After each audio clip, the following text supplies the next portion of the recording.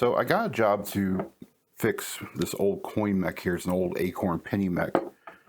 But there was also this request to do older mechs as well.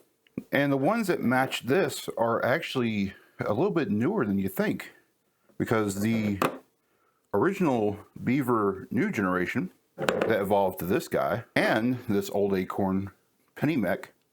And the reason is because a lot of these coin mechs can trace their history back down to these old Acorns, even these Beavers. As you can see, this old Oak machine penny mech looks a lot like this first generation, new generation Beaver mech, which eventually evolved to this second generation Beaver mech. And at the end of the day, they are very similar, just with evolutions of improvement going from this original to what we see now as, you know, the best in the business. So one of the issues this particular coin mech is having is that it's not moving, and there is a reason why. I've already taken this one apart, so I know what's going to go on, but let me bring it in close so you can see what's going on here. As I stated, this thing is not moving at all. It's completely locked up. And the reason is not very obvious. There's nothing really you can see that's holding it up. You might think this is holding it up, but it's not. So let's take this the rest of the way apart. And I'll also discuss a few things I've noticed with this particular machine that you should keep an eye out for as well. And the number one thing is just the sheer amount of grease this poor machine has. Like you can see it's on my thumb. But this machine has been, this coin mech has been over greased. Now to take this apart after you've taken the gear off is just these 4 screws. And if you look back to my coin mech video, you'll notice that's exactly the same way of taking apart a newer mech. That's because a lot of these newer mechs are based off of these old coin mechs. Again, this is an old Acorn penny machine. The other big change, of course, when Beaver started its production is that it went to Robinson, as I've been told that these are called. I call them square drives still, because if you look on any toolbox, tool cart for these bits, they're called square bits. So, but the one thing I've noticed is that as I take this back plate off, there's very little spring tension. And that tells me this spring here is quite worn out. It should be easily popping this back plate up, and it's not. So this will have to get replaced. But another thing you'll notice is that I'm not doing anything with this cam gear, and that's on purpose. That cam gear does not need to be removed to take the back plate off. So now all 4 back plate screws are removed. I lift it up. Again, you don't have to take that apart, but there's the cam gear I was talking about. And now the problem should be rather obvious. The ratcheting dog has not only fallen into the coin slot, but it's broken. So that's what locked up this machine. This dog broke, fell into the coin slot, and locked up the coin wheel. Twist handle here looks very similar to a Beaver, but of course it doesn't have the clutch mechanism built into the handle. Another thing I noticed with this particular gear is the amount of metal that's been moved on the coin wheel for the ratcheting dog. And that tells me that that's been impacting very, very hard. Or, and this is a theory that I have with this grease, is that if you've ever had to take a pilot bearing out of a crankshaft on a manual transmission car, you know that that grease can be used to force it out, especially on ones that are stuck or rusted in. The reason it does that is that grease is incompressible. You can't squeeze it like you can air or any other compressible fluid. And I believe that that's possibly what's been happening here. Some grease is built up within the valley of this tooth, and the impact of the dog hitting was enough to start moving this soft metal. And from the way it looks, I might be able to get away with just filing down these ridges to remove another friction point that's caused. Another problem you'll notice is that there isn't a second dog spring in here. So that's gone missing at some point and then was not in the machine. So who knows where that's gone to, but it's not here to be recovered. And there's the other part of that dog. The spring, however, looks like it's in good shape, so I'll retain that and just find a new spring to go along with this spring. You know, this guy is not doing much better either. It's starting to get a little bit of a dig into this little shallow section here where it just detects the edge of the coin. And this spring, from the way it looks like it was in good shape as well. So that should be good to go. Looking at the back plate here, I don't feel anything too out of the ordinary, so that should be good. Or the face plate, excuse me, not the back plate. This is the back plate. And like I said, this piece of spring metal will need to be replaced. And it's starting to rust a little bit too, so that wouldn't be a bad idea to just replace it. But as you can see, it should be a little bit more bent than that. And again, there's quite a bit of rust on it. I'll probably just replace this. The face dog here, dirty but in good shape. No need to replace it. Now we'll go ahead and take off the spring here. I'll keep some pressure on it because it could fly up. Actually, let me just do that. Ouch. Don't do that. That bit a little bit, but no harm, no foul. And looking at it, it's dirty as heck, but overall it's in good shape. And yes, that shows you how much tension this return spring is in, and why you should be careful when you're disassembling this coin mech. Be more careful than me. It's just this little plate here, and you can see it does have a locator that hole matches, so it would need to go back like that, essentially. But it's in good shape, just need a cleaning. Same thing with the spring. The spring's obviously still under a lot of tension, so no need to replace that. And looking at the surface where the coin wheel touches, doesn't look like there's any additional wear to worry about. It's just, again, more cleaning. So I'll degrease it and we'll go from there.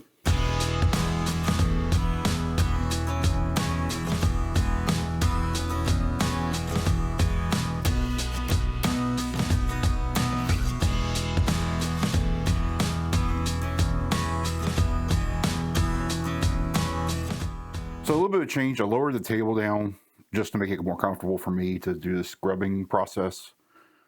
To be quite honest, I probably should have just done it from this height anyway.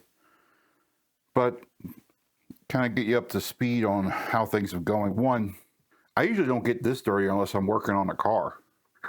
Next is that some of these have really cleaned up pretty well. I may need to do a little bit. This one, like this one has a little bit of grease from the looks of it. Either that or it's stained quite a bit, which is also a possibility with what this grease looks like.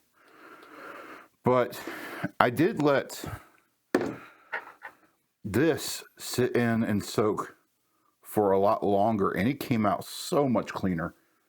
I'll put up a before and after, or at least to this point, just how clean this got. It was absolutely covered in grime. So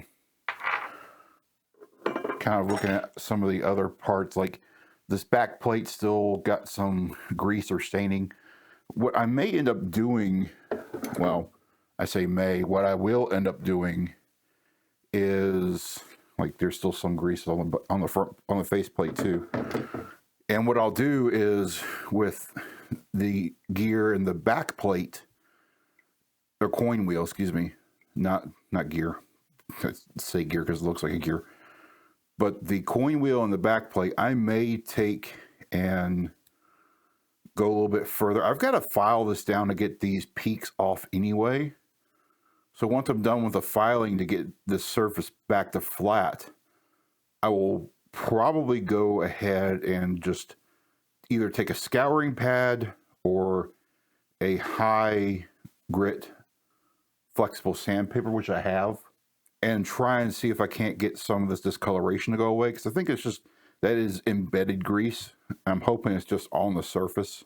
I may end up doing a second scrub after these soak a little bit longer, but yeah, whatever grease my client's previous owner of their machine used was rather nasty. Yeah, whoever did this did not do any favors.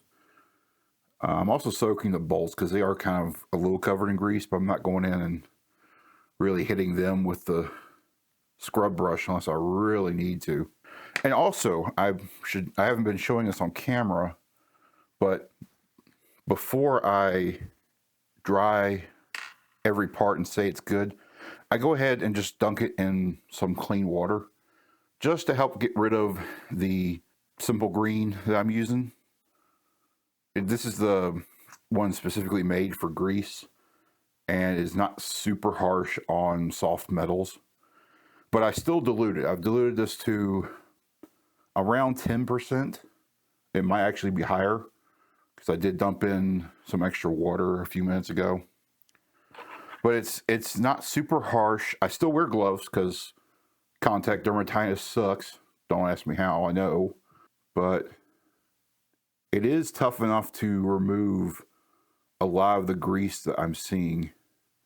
But yeah, I at least wanted to point out just how much, whatever this grease the previous person used before my client, it's if you have a black grease, don't use that.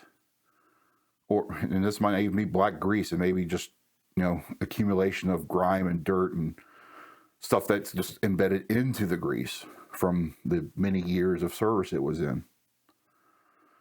But it does kind of go to show that whatever grease you do use, one, make sure it's food grade.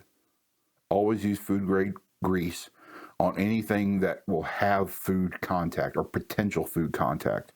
Grease gets more viscous as it gets hotter, so there is a slight possibility that it could, ooze out and could get onto your hopper. It could get onto your product. So you want to make sure whatever grease you use is always food grade, or at least food grade, if not specifically food safe. It's usually going to be like a silicon of some sort, a silicon-based grease. But whatever grease this was, it wasn't right. And it was slathered on. It should not have been slathered on. So yeah, a little bit of advice when you want to go grease your machine. Now I'll show this a little bit later because I will re-grease this. But I want to go ahead and say right now that greasing is not necessary on a coin mech. You can get away with not using any grease because we're talking about, even though it's a metal to metal contact, it is not a high speed contact. It's not high pressure contact. It's a general contact. So I would recommend not greasing your machine if you can get away with not doing it. Especially if you live somewhere that's very dusty, very sandy, or gets a lot of traffic, like you're getting a lot of turns out of your machine. But again, grease doesn't necessarily hurt anything either. So if you want to do it, I don't advise against it. I just would say take what your machine is doing into consideration, take its environment into consideration. Because if you're in a really dusty or sandy area, you don't want to use grease. The grease will actually capture that dirt and sand and actually start embedding into the grease and start working like a grinding paste at that point. But if you're going to use grease, I would definitely recommend using it very sparingly and not at all if you can get away with it. But if you're in a high traffic area and it gets a lot of turns, greasing's not going to hurt. Just, again, be very light with it. Anyhow, back to cleaning. And I will say, I'm kind of concerned with some of the spring. I have put in I have grabbed a newer spring for the dogs, but I am somewhat concerned about some of it. I may end up getting some other newer springs if I can. They are showing signs of some oxidation. But I will say this, I don't see where this coin mech was abused, so that's some good news, other than the grease. And a lot of the wear and tear has come from, I believe, the grease, and has come from just a lot of use. It was a penny machine, so it probably had a lot of turns in its lifetime before my client got it. So my client wants to keep this a penny machine, otherwise I probably wouldn't bother fixing this and just send her a new quarter coin wheel.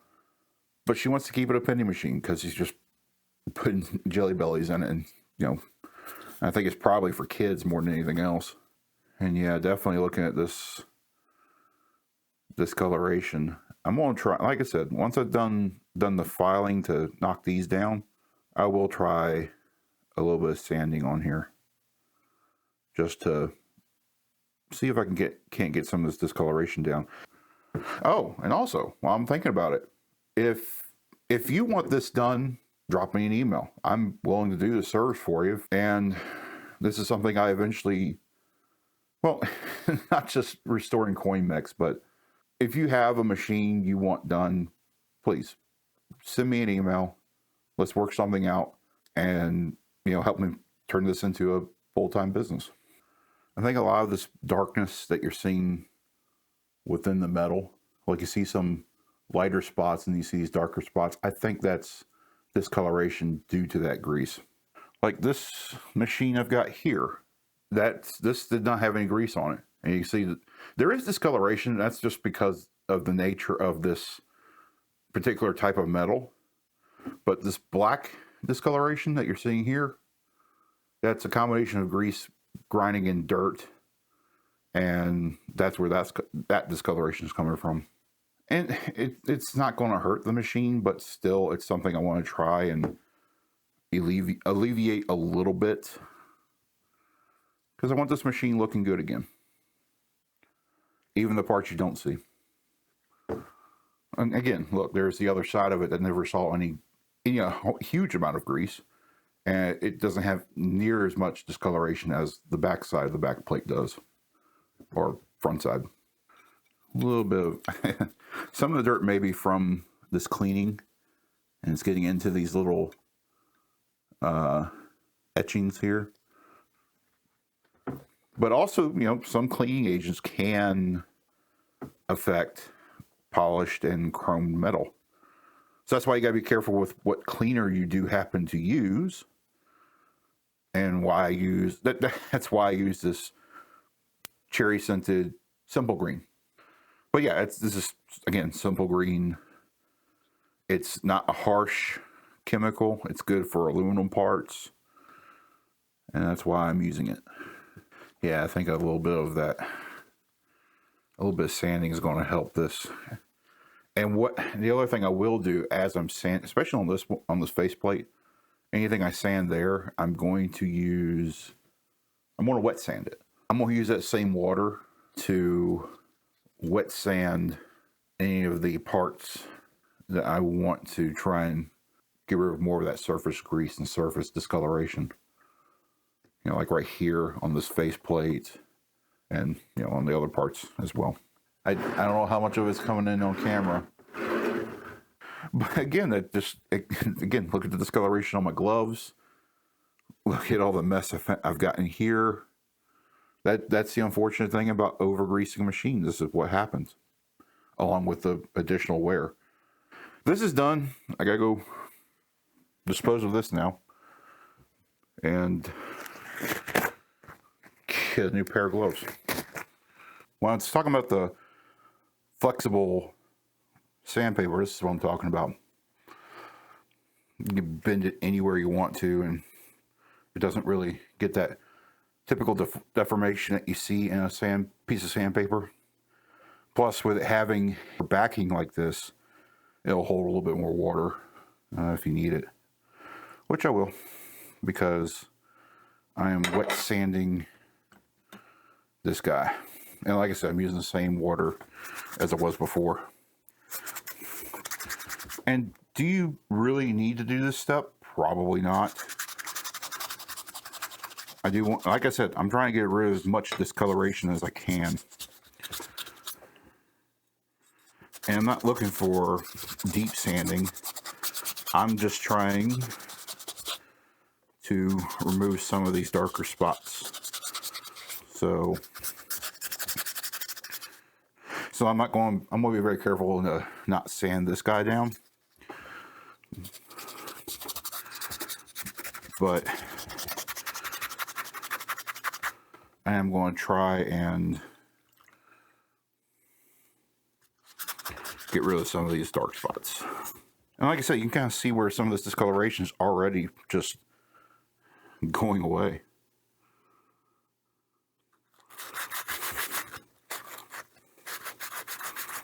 And again, I'm not looking to remove surface. I'm just looking to remove discoloration. So that's why I'm not going too crazy here. And again, this is the beauty of this flexible sandpaper, is that you can bend it like this and get right into these little channels here. Just like that. I'm not going to bother too much with this side of the back plate. This is the side that saw more grease. Okay.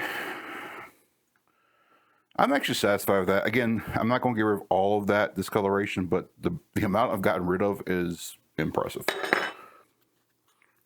And again, flexible sandpaper.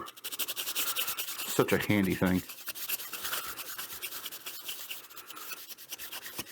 And again, let's get rid of a lot of this discoloration. And there's no dimensional change.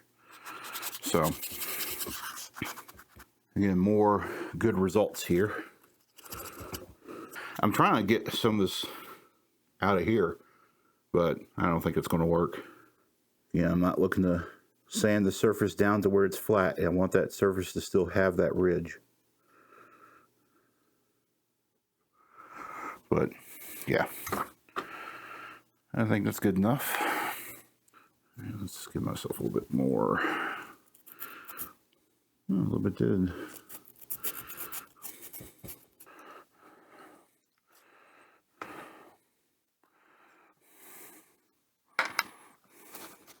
The only problem with tiny parts,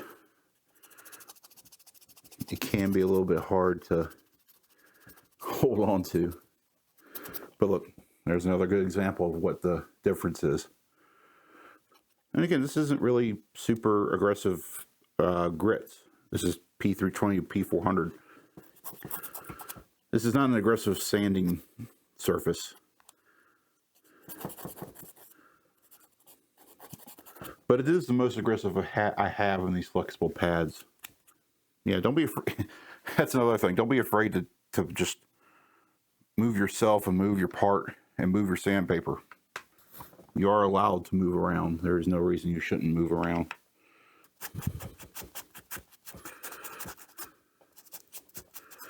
And again, I know this is not something you'll see, but technically none of the back of the coin mech is something you'll see anyway.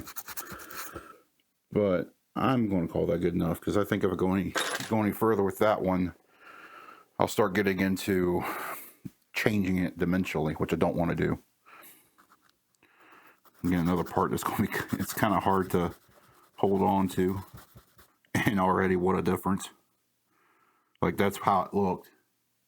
I don't know if you can see the edge. And that's how it's looking already with just a few strokes. Let's try something a little different. Because I am having kind of a hard time holding on to it. Essentially, this tool here is a sheet metal brake, but I'm using it as a way to hold on to this a little bit easier. Yeah, it actually works pretty well. Hopefully, again, you can see that. Use all the tools in your toolbox. Don't be afraid to move around. And that's really about the most of the advice I could give you on something like this. Okay. Again, I know I'm going off camera view, but I'm just working on that nub. I need to kind of get close so I can see it right. This one isn't quite as bad.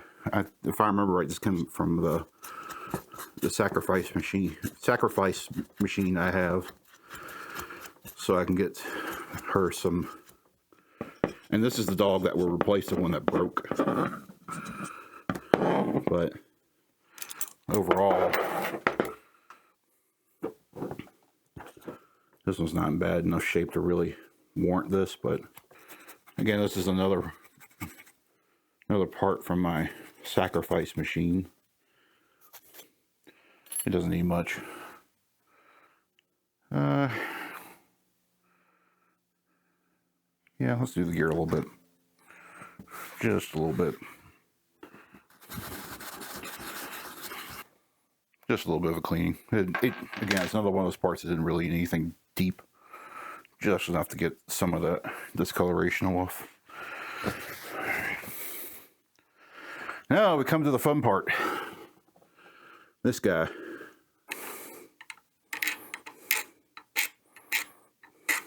All right, filing has been done. And just so you can see what I did, I took a file to these edges. They're now mostly flat, or at least flat enough.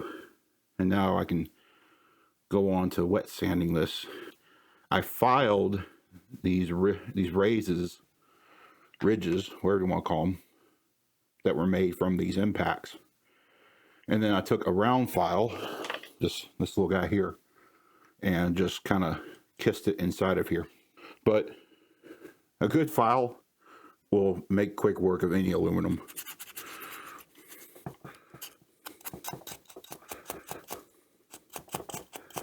Yeah, I know this is a lot of boring work, but again, it's worth it in the end for what the result you get. And in case you're wondering, see how gray this water is? That's all metal shavings. That's all stuff you don't really want to keep in your sanding pad here. So that's why it's good to dip this every once in a while in the water to get rid of some of those shavings. And in extreme cases, it also keeps the piece you're sanding and your pad cool. That's actually kind of important, especially on painting, because you could literally burn your clear off or your paint. So that's why you wet sand. It also keeps extra debris from building up and into the clear coat or paint. So that's another reason. And of course, same thing with repairing plastic. The biggest thing there is you're cleaning debris off, just like I'm doing here with metal. But this piece here is felt quite sticky as well. So sanding this down is helping. So it's not just a surface improvement. It is getting rid of some of the stickiness that's come from this extra grease it didn't need. But overall, this process has really helped the look. And again, it's creating a surface that is also less prone to friction. So I'm happy with that. In order for me to ensure that I put on the minimum amount I need of this food grade silicone grease, I am going to use a Q-tip. Basically, I've just applied enough to cover a corner of it. That's all you really need. Anywhere that you see a surface that something rides on, that's all you need. As you can see, I am not putting this on heavy and thick. You don't need to. You don't need to see it. It doesn't need to be thick. It just needs to touch the surface. I'll add a little bit more here because I only want to get, it's a little too much. And that's why I got multiple Q-tips, but as you can see, it is a very, very, very thin layer. You do not need anything all that thick. You should only just be able to see where you've applied it, and that's it. Nothing more is needed. And if you do more, you're asking for trouble. Next, I will add my two little dogs, which that one goes there. Get my two springs here.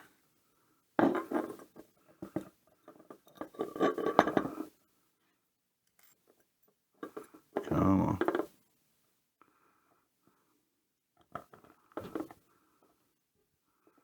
Perfect. And then my next dog is right here. It goes in just like this. And the spring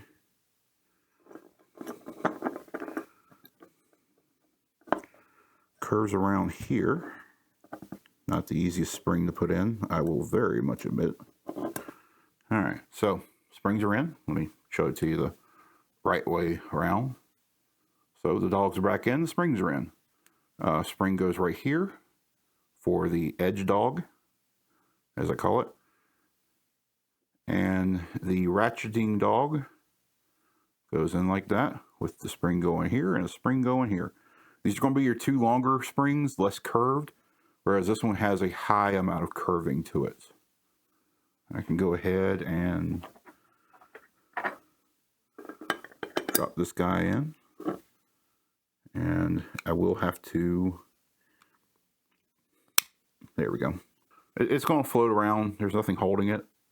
But you want this ratcheting dog to seat into this part of your ratcheting mechanism. Next, I want to install this guy. This is the back plate. So I'm going to lube the tracks here. Just touch the surface. Nothing more is needed. As long as it looks wet, that's enough. You don't need any more. Again, you want the surface to be a little shiny, but there should be no globs. There should be no buildup. It should just look like a wet surface, and that's it. Again, you just want to paint this down. You can see there's no huge buildup. That's all you need. Again, just get it looking shiny and wet, and that's it. No globs, no buildup, nothing else. If you see a little bit of buildup, just wipe it away. And I know it doesn't look like a lot, but you don't need a lot. That is the thing you should take from this. You don't need a lot. Kind of get that a little more positioned. And what I can start doing is installing some of these backplate screws. And the screws are roughly the same size. There is no, other than the one that holds on the gear wheel. And I'm going in a cross pattern. That's mostly out of habit. You don't have to do it in a cross pattern, but it is advisable because it just ensures that nothing weird's going to happen as you're tightening things up. But as I'm putting this together, you can definitely see that when it comes to these coin mechanisms, they're all practically the same. There are some different features, but as far as how they all work, it's all similar. Okay, so the next one I want to put on is the little face dog. It just sits right there, and this little leaf spring puts tension on that dog, and that's how your coin mechanism knows when there's an actual coin there instead of a washer. Ah! Yes, this can be a little frustrating.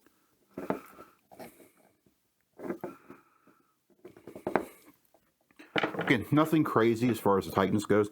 Now, I will say this. You notice I'm not putting any thread locker on here. Again, this is a machine that sees food product. I don't want there to be anything that is not food safe going into this coin mechanism. Is it likely anything from this coin mechanism will really see food? No. But again, that's a risk that I would advise you not to take.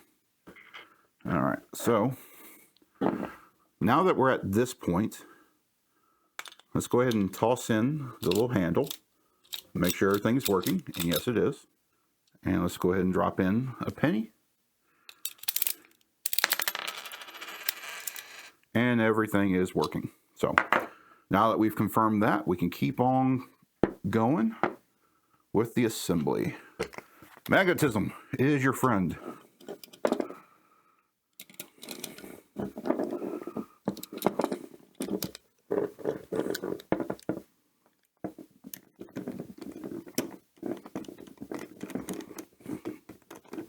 Again, work smarter, not harder. So if you're trying to figure out yourself, the D flat part that you see here goes face up. This is the correct way. This long lever part goes right here.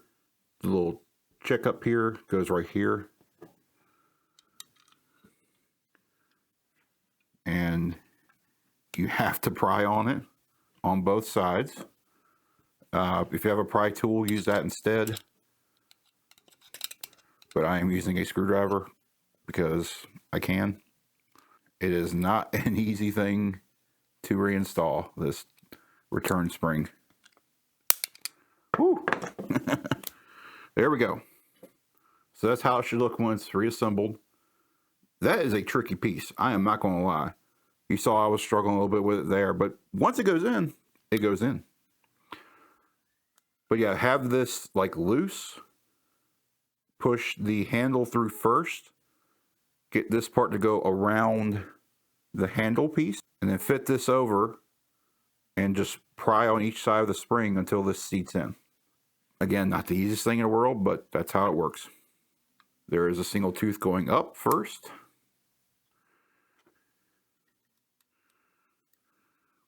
First things first.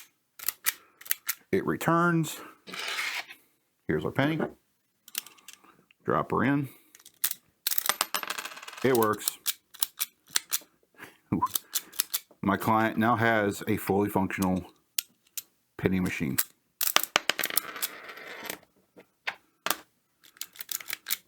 So there we go. This is a coin mech that is now in much better shape and fully functional. Way better than what it came in as. So again, if you're not confident in restoring your own coin mech or your whole machine, reach out to me. My email address is below. But for now, I need to send this back out to my client. And hopefully now she has not only a coin mech that works, but it's going to last her for a very long time. I've been Justin with Amuse Crafts and Customs. Until then, I'll see you in the next one.